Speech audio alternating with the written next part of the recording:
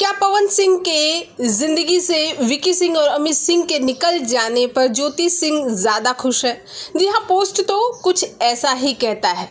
और आपको बता दें कि ज्योति सिंह ने जो पोस्ट किया है उसमें वो बाकायदा भारतीय नारी की तरह मांग में सिंदूर भरे और पूरे श्रृंगार के साथ हंसती हुई फोटो उन्होंने डाली है। और इसमें जो उन्होंने मैसेज दिया है वो पवन सिंह के लिए ही दिया है। मानो अब पवन सिंह की ज़िंदगी से ऐसे लोग निकले हैं जिनकी निकलने की सबसे ज़्यादा ज़रूरत थी, जिनके वजह से ज्योति और पवन सिंह के रिश्तों में आए दिन खटास आ रही थी, और जो बिल्कुल नहीं चाह रहे थे कि पवन सिंह का घर बसे, जो बिल्कुल नहीं चाह रहे थे कि नन्हा पवन सिंह ज़िंदगी में आए।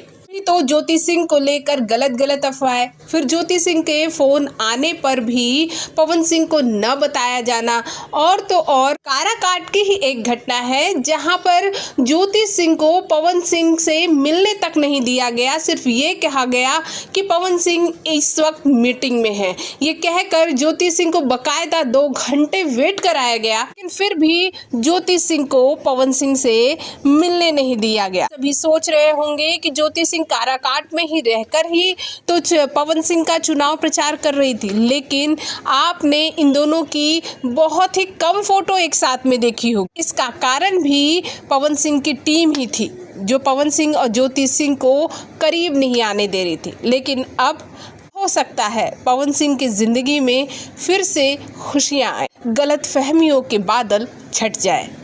भोजपुरी जगत की हॉट और मसालेदार गॉसिप के लिए हमें सब्सक्राइब करना बिल्कुल न भूलिए।